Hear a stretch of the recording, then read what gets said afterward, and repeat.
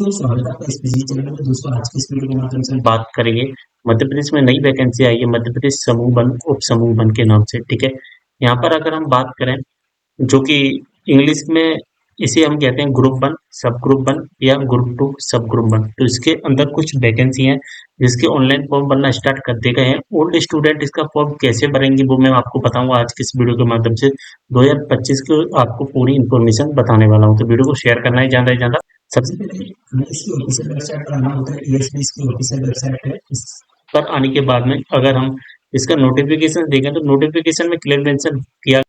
तो जैसा कि देख पा रहे हैं मैंने इसका ऑफिशियल नोटिफिकेशन है जो कि डाउनलोड कर लिया है और हमारे सामने कुछ इस तरह का इंटरफेस आ रहा है जैसा कि यहाँ पर आप देख भी पा रहे हैं। ठीक है, यहाँ पर अगर हम बात करें क्लियरली मैं आपको बताना चाहता हूँ, जैसा कि देख पा रहे हैं यहाँ पर 20 तारीख से इसके फॉर्म स्टार्ट हो चुके हैं, जैसा कि यहाँ पर आप देख भी पा रहे हैं। ठीक है, कब से स्टार्ट कर दिए गए यहाँ पर 20 तारीख से फॉर्म जो कि स्टार्ट हो चुके हैं और 3 अप्रैल इसकी लास्ट डेट रखी गई है और 8 अप्रैल तक आप इसमें संशोधन कर सकते हैं। बात समझ में आ गई? ठीक है, अगर हम इसकी फीस के बारे में बात करें तो 500 रुपये फीस रखी गई है अनारक्षित स्टूडेंट की और 250 रुपये फीस जो रखी गई है हमारी SC ST EWS स्टूडेंट। ठीक है, और एग्जाम डेट के बारे में अगर हम बात करें 25 मई से हमारे एग्जाम यहाँ पर स्टार्ट होने वाले हैं। ठीक है, अब मैं यहाँ पर बताऊँ कि जो पुराने छात्र हैं, मैंने ये वीडियो प्रॉपरली बनाई है इस ओल्ड स्टूडेंट के लिए।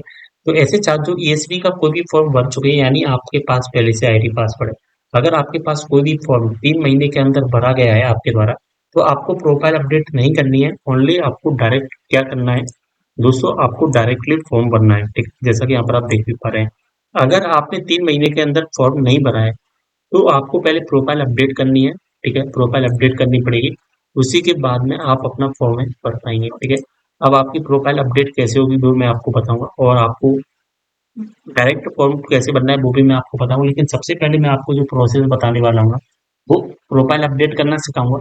जैसे ही आपकी प्रोफाइल अपडेट हो जाएगी उसके बाद में हम सीखेंगे डायरेक्ट फॉर्म कैसे भरना है, क्योंकि अगर मैं डायरेक्ट फॉर्म भरना सिखा दूंगा तो फिर आप प्रोफाइल अपडेट वाले जो स्टूडेंट हैं वो अपनी प्रोफाइल को अपडेट नहीं करते हैं। ठीक है, बात समझ में आ गई? अगर 3 महीने के अंदर फॉर्म भरा है तो प्रोफाइल अपडेट नहीं करनी, डायरेक्ट फॉर्म भरना है। और अगर आपने प्रोफाइल अपडेट नहीं की है तो पहले अपडेट करनी पड़ेगी। चलिए इसकी ऑफिशियल वेबसाइट पर चलते हैं। यहाँ पर आ जाना, इसकी ऑफिशियल वेबसाइट है जैसा कि यहाँ पर आप देख भी पा रहे हैं। ठीक है, मैं आपको दिखाने की कोशिश भी कर रहा हूँ। यहाँ पर एक लिंक है जो कि एक्टिवेट किया गया है, 20 मार्च को एक्टिवेट कर दिया गया है, 3 अप्रैल इसकी लास्ट। ठीक है, अब यहाँ पर एक ग्रीन कलर का लिंक दिखाई देगा, यहाँ से आप उन स्टूडेंट को फॉर्म भरना है जिनकी प्रोफाइल अपडेट है। लेकिन अगर प्रोफाइल अपडेट नहीं है तो हमें प्रोफाइल अपडेट करनी है। तो प्रोफाइल अपडेट करने के लिए यहाँ पर क्लिक करना है उम्मीदवार प्रोफाइलिंग वाले ऑप्शन पर। ठीक है, ऑप्शंस पर आ जाना है। यहाँ पर सेकंड नंबर पर लिंक दिखाई देगा, यहाँ पर हमें क्लिक कर देना है। इसके बाद यहाँ पर अपना रजिस्ट्रेशन नंबर डाल देना है, पासवर्ड डाल देना है, कैप्चा कोड का आंसर डाल देना है, प्रोसीड फॉर एडिट पर क्लिक करके इसको जो कि अगली स्टेप पर आ जाना है। अगर आपको आईडी पासवर्ड नहीं है आपके पास और आप भूल गए तो मुझे कमेंट करना, मैं एक अगली वीडियो में बता दूंगा आपको कि कैसे हमें अपना जो आईडी पासवर्ड है वो फॉरगेट करना पड़ता है। अब इस तरह का इंटरफेस आ जाएगा हमारे सामने। अब हमारे पास में दो ऑप्शंस आएंगे। क्या आप केवाईसी है जो कि ओटीपी से करना चाहते हैं, क्या आप अपनी केवाईसी फिंगरप्रिंट से करना चाहते हैं? तो हम अपनी केवाईसी ओटीपी से करना चाहते हैं। अगर आपकी ओटीपी नहीं आ रही तो आप फिंगरप्रिंट से भी कर सकते हैं। तो ई केवाईसी ओटीपी द्वारा सत्यापन पर क्लिक कर देना है। इसके बाद आगे बढ़ाए पर आपको क्लिक कर देना है। इसके बाद हमारे सामने इस तरह का इंटरफेस आ जाएगा। हमारे रजिस्टर्ड आईडी से जो भी आधार कार्ड नंबर होगा वो दिखाई दे जाएगा और इस पर एक ओटीपी जाएगा। ओटीपी हमें फिल कर देना है। जैसे हम अपनी ओटीपी फिल करते हैं, चेक मार्क करते हैं, गेट डिटेल्स पर हम क्लिक करेंगे, हमारे सामने हमारी आईडी ओपन होकर आ जाएगी। अब यहाँ पर जो भी चीज़ आपको एडिट करनी है वो एडिट कर पाएंगे। ठीक है, आप नाम, डेट ऑफ बर्थ, ठीक है, अपनी कैटेगरी, जेंडर, ये सभी चीज़ें चेंज कर पाएंगे जो भी चीज़ आपको एडिट करनी है। तो अगर आपको एडिट नहीं करना है तो एडिट नहीं करिए, डायरेक्टली सबसे नीचे आ जाना है।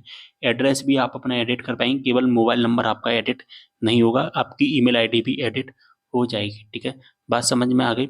अब आपको सबसे नीचे आ जाना है और सबसे नीचे आने के बाद में एक ऑप्शन आपको दिखाई देता है कि do you want to edit change your documents. क्या आप अपने डॉक्यूमेंट्स को एडिट करना चाहते हैं, जैसे कि इमेज यानी कि अपना फोटो, साइन, डिक्लेरेशन, जन्म प्रमाण पत्र, जाति प्रमाण पत्र। तो हमें यहाँ वाले ऑप्शंस पर क्लिक करना है। यहाँ से भी डिक्लेरेशन पर राइट कर देना है और पंजीकरण संशोधित करे पर क्लिक कर देना है।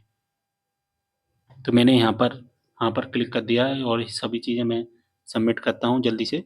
ठीक है, इसके बाद हमारे सामने इस तरह का इंटरफेस आ जाएगा। अब हमें अपना फ़ोटो, साइन, डिक्लेरेशन और अपनी जो दोनों डॉक्यूमेंट्स हैं, वो सारे डॉक्यूमेंट्स हमें सबमिट करने हैं। इसके बाद में जो प्रोफाइल में हमें डॉक्यूमेंट्स अपलोड करना, उसका एक प्रिंट आउट हमें निकालना पड़ेगा। जैसा कि देख पा रहे हैं, ये प्रोफार्मा है, इस प्रोफार्मा का हमें प्रिंट आउट निकालना है। प्रिंट आउट निकालने के बाद में यहाँ पर अपना फ़ोटो लगा देना, साइन लगा देना और यहाँ पर नीचे अपना हैंड रिटन डिक्लेरेशन यहाँ पर लिख देना, ठीक है? आपको इसका प्रिंट आउट निकालना होगा। अगर आपके पास लैपटॉप, कंप्यूटर और आप प्रिंट आउट नहीं निकालना चाहते हैं और डायरेक्टली अपना फॉर्म भरना चाहते हैं, तो डायरेक्टली भी इसका बिना प्रिंट आउट निकाले भी फॉर्म भर सकते हैं। तो कैसे भरेंगे, यानी कि अपनी अपडेट कर सकते हैं प्रोफाइल को, वो कैसे करेंगे वो मैं आपको बताऊँगा अगले वीडियो में, आप मुझे कमेंट करोगे तो। अब यहाँ से हम ब्राउज़ वाले ऑप्शंस पर क्लिक करेंगे। हमारा जो टेम्पलेट हमने बनाया है वो हम यहाँ पर लगा देते हैं और इस क्रॉप को एडजस्ट करना पड़ेगा, ठीक है? कि आपका जो फ़ोटो है सही तरीके से अपलोड हो पा रहा है या नहीं हो पा रहा है, तो इसको आपको एडजस्ट करना पड़ेगा। अगर ऊपर-नीचे हो गया कुछ, कोई भी चीज़, तो फिर प्रॉब्लम होगी, तो आपको अच्छी तरह से एडजस्ट करना पड़ेगा। देखिए, हमारा फ़ोटो सही तरह से अपलोड हो चुका है। इसके बाद हम अपना जो साइन है उसको भी एडजस्टमेंट कर लेते हैं अच्छी तरीके से, जो कि वो भी अपलोड हो जाएगा, ठीक है? और जैसे ही एडजस्ट हो जाता है, यहाँ पर राइट वाले ऑप्शंस पर क्लिक करना होता है। इसके बाद हैंड रिटन डिक्लेरेशन भी हम लगा देते हैं। तो जैसा कि देख पा रहे हैं, हमारी हैंड रिटन डिक्लेरेशन भी वो आ चुकी है। राइट वाले ऑप्शंस पर क्लिक करेंगे हम, तो यहाँ पर आ जाएगा। इसके बाद में हमें जो तीनों जो चेक मार्क वाले ऑप्शंस हैं ना, इनको चेक मार्क कर देना होगा पहले, ठीक है? यहाँ पर अगर आप डायरेक्ट अपलोड करोगे तो अपलोड नहीं होगा। सबसे पहले आपको क्या है, ये तीनों ऑप्शंस को चेक मार्क कर देना है और अपलोड फोटो सिग्नेचर पर क्लिक कर देना है। तो जैसा कि देख पा रहे हैं, हमारे फोटो, साइन वगैरह ये सारी चीज़ें अपलोड हो चुकी हैं, ठीक है? अब हमें सबसे नीचे आना है और हमें अपनी डॉक्यूमेंट है वो अपलोड करनी है, जैसे कि बर्थ सर्टिफिकेट। यहाँ पर हम 8वीं, 10वीं या 12वीं की मार्कशीट लगा सकते हैं और ईडब्ल्यूएस भी लगाना है हमें। अगर आप अदर कैटेगरी है तो अदर कैटेगरी का आपको ओबीसी, एससी, एसटी का दिखाई देगा, वो सारी चीज़ें आपको अपलोड करनी पड़ेगी और आपको डायमेंशन भी दिखाई देगा, किस डायमेंशन में आपको बनाना है। तो ये साइज़ आपको पहले ही सेट करके रख लेना पड़ेगा। तो अगर आपको साइज़ सेट करने में प्रॉब्लम होती है तो आप मुझे कमेंट करना, मैं अगली वीडियो में आपको बता दूँगा कैसे सेट करना होता है साइज़।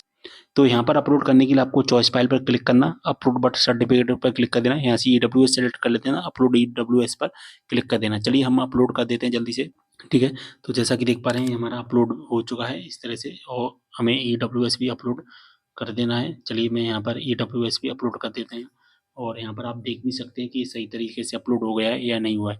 सबमिट डिटेल्स पर आपको क्लिक कर देना है। जैसे आप सबमिट करोगे तो आपकी जो डिटेल्स है पूरी तरह से सबमिट हो जाएगी। सबमिट होने के बाद में आप इसका एक प्रिंट आउट भी निकाल सकते हैं। अगर आपको प्रिंट आउट नहीं निकालना है तो इसको छोड़ सकते हैं। चलिए अब डायरेक्टली हम फॉर्म भरेंगे अब अपना, ठीक है? यहाँ तक हमारी जो प्रोसेस है अपलोड करने, सॉरी, अपडेट करने की प्रोफाइल को, वो कंप्लीट हो चुकी है। अब हमें क्या करना है, अब हमें अपना फॉर्म भरना है, ठीक है? तो फॉर्म भरने के लिए हमें क्या करना होगा, यहाँ पर लिंक दिखाई देगा, जैसा कि यहाँ पर मैं हाईलाइट करके दिखाने की आपको कोशिश करूंगा। यहाँ पर जैसा कि देख पा रहे हैं, एक लिंक एक्टिवेट किया गया है, जो कि ग्रीन कलर में जो लिंक है ना, इसी पर आपको क्लिक कर देना है, ठीक है? यहाँ से हम क्लिक करेंगे, हमारे सामने कुछ इस तरह का इंटरफेस आ जाएगा। यहाँ पर चेक मार्क कर देना, आगे बढ़ाए पर आपको क्लिक कर, इसके बाद में यहाँ पर हमारा रजिस्ट्रेशन नंबर डलेगा यहाँ पर, ठीक है? अपना जो रजिस्ट्रेशन नंबर है वो फिल कर देना है हमें, ठीक है? यहाँ पर जो भी आपका रजिस्ट्रेशन नंबर होता है और यहाँ पर अपनी डेट ऑफ बर्थ डाल देना और कैप्चा कोड का जो आंसर होता है वो डाल देना है। इसके बाद सत्यापित कर आगे बढ़ाए पर आपको क्लिक कर देना है। अब हमारी प्रोफाइल है जो ओपन हो जाएगी, जैसा कि यहाँ पर आप देख भी पा रहे हैं। हमें कुछ नहीं करना, डायरेक्ट सबसे नीचे आ जाना है, आगे बढ़ाए वाले ऑप्शन पर क्लिक कर देना। अब कुछ इस तरह का जो इंटरफेस है वो हमें दिखाई देता है, ठीक है? यहाँ पर हमें क्या करना है, कुछ चीजें वो समझ लेना सबसे पहले। यहाँ पर तो आपको संविदा कर्मी क्लिक करना पड़ेगा, ठीक है? अगर आप दिव्यांग हैं तो दिव्यांग करना, बिना वर्ग है तो बिना वर्ग, सॉरी, यहाँ पर हमें बिना वर्ग क्लिक करना है। मैंने आपको जो संविदा कर्मी बताया था ना, वो हमें क्लिक नहीं करना है। यहाँ पर हमें क्या सिलेक्ट करना होगा, बिना वर्ग। अगर आप संविदा में आते हो तभी आप संविदा वर्ग क्लिक, अन्यथा आपको यहाँ पर बिना वर्ग सिलेक्ट करना होगा। अगर भूतपूर्व सैनिक है तो भूतपूर्व सैनिक सिलेक्ट कर लेना। यहाँ पर इनको सभी को नो कर लेना अपने अकॉर्डिंग। मैं ज़्यादातर सभी का यहाँ पर नो ही होता है, तो नो सिलेक्ट कर लेना और आप एक बार इनको पढ़ लेना है, ठीक है? अगर आप आयु में 55 वर्ष तक छूट एवं बोनस अंक लेना चाहते हैं तो यस करना, लेकिन करने से पहले आपको नियम पुस्तिका पढ़ लेनी चाहिए। और कुछ नियम है जो यहाँ पर बताए गए हैं, अगर आप इन नियमों को फॉलो करोगे, मैं हाईलाइट करके दिखाने की कोशिश कर रहा हूँ, इन नियमों को फॉलो करोगे तभी यहाँ पर आपको हाँ करना है, अन्यथा आपको यहाँ पर क्या करना पड़ेगा, नो करना पड़ेगा, ठीक है? इसके बाद में हमें क्या करना है, आप किस पोस्ट के लिए अप्लाई करना चाहते हैं, यहाँ पर आपको अपनी पोस्ट सिलेक्ट करनी पड़ेगी, ठीक है। आपको पोस्ट प्रेफरेंस देना पड़ेगा, आप ए में लेना चाहते हैं या बी में लेना चाहते हैं, ठीक है। आप ए के अकॉर्डिंग आते हैं या बी के अकॉर्डिंग आते हैं, वो यहाँ पर सिलेक्ट करना होगा, ठीक है। आप ए को रखना चाहते हैं पहले तो ए को रख लेना, या बी को रखना चाहते हैं बी को रखना है, या आप एक ही करना चाहते हैं तो उसके अकॉर्डिंग ही ना यहाँ पर आपकी जो प्रेफरेंस है ना वो इसके अकॉर्डिंग ही ओपन होगी, ठीक है। अगर आप ए सिलेक्ट करोगे तो ए के अकॉर्डिंग आपकी प्रेफरेंस ओपन होगी, बी सिलेक्ट करोगे तो बी के अकॉर्डिंग प्रेफरेंस ओपन होगी, ए बी सिलेक्ट करोगे तो ए और बी के अकॉर्डिंग आपकी प्रेफरेंस ओपन होगी। तो click here to select preference पर आपको क्लिक कर देना। जैसा कि देख पा रहे हैं हमारी प्रेफरेंस है ओपन होकर आ गई है। यहाँ पर 4 पोस्ट है, वो 4 पोस्ट हमें फिल करनी पड़ेगी। अब इन 4 पोस्ट में से आप फर्स्ट पर किसे रखना चाहते हैं वो आपको यहाँ से सिलेक्ट करना पड़ेगा, हाँ और नहीं पर ऑप्शन, हाँ और नहीं वाले ऑप्शन पर सिलेक्ट करना पड़ेगा, ठीक है। अगर हम इस पोस्ट को सबसे एक पर रखना चाहना पड़ेगा तो यहाँ पर हाँ क्लिक करेंगे हम यहाँ, ठीक है। इसके बाद 01 सिलेक्ट करेंगे तो यहाँ पर पोस्ट आ गई। अब मुझे 3 नंबर की चाहिए तो यहाँ पर हम हाँ क्लिक करेंगे और 03 पर क्लिक कर देंगे तो हमारी 3 नंबर की आ जाएगी। अब हमें 4 नंबर वाली चाहिए तो यहाँ पर 4 नंबर की, अब हमें चाहिए 2 नंबर वाली तो 2 नंबर। अब दोस्तों आप इसे ऊपर नीचे भी कर सकते हैं, मान के चलिए दोस्तों जो 4 नंबर की जो पोस्ट है इसे मुझे फर्स्ट पर ले जाना है तो यहाँ से आप फर्स्ट पर भी ला सकते हैं, ठीक है। इस तरह से करना होता है। अब आपको नीचे आ जाना है, नीचे आने के बाद में आपको क्या करना होगा दोस्तों, आपको अपना जो रोजगार पंजीयन है वो रोजगार पंजीयन देना पड़ेगा। रोजगार पंजीयन का नंबर, किस तारीख को बनाया था और आपके जिले का नाम, किस जिले में आपका रोजगार पंजीयन है, और यहाँ पर आपको हाँ करना पड़ेगा, ठीक है। इसके बाद जो भी आपका जिला होता है वो आपको सिलेक्ट करने पड़ेगा।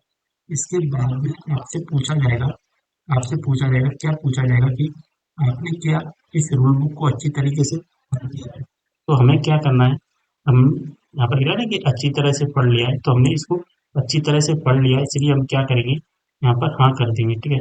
इसके बाद में क्या आपके पास समग्र आईडी क्रमांक है, अगर आपके पास है तो हाँ करके इसको भर देना, अगर नहीं है तो इसको छोड़ भी सकते हैं, ठीक है, ऐसा कोई इशू नहीं है, ठीक है। इसके बाद में आपको अपना सेंटर लेना पड़ेगा कि आप फर्स्ट नंबर पर कौन सा सेंटर लेना चाहते हैं, सेकंड नंबर पर कौन सा सेंटर लेना चाहते हैं।